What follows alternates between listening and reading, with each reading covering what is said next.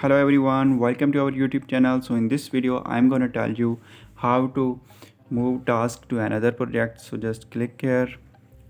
Now click on the right side on three dots button. Now click on add to another project. Just click here. Now I will select the relevant project enterprise.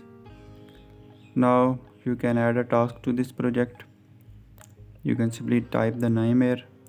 Now what we need to do, just we will hide this tab.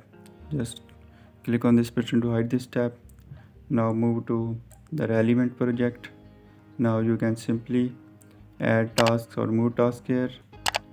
Now click on this project. Now you can easily add multiple tasks to projects, like I am again clicking add to another project.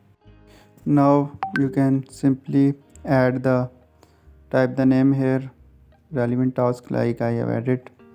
So in this way you can simply move task to another project.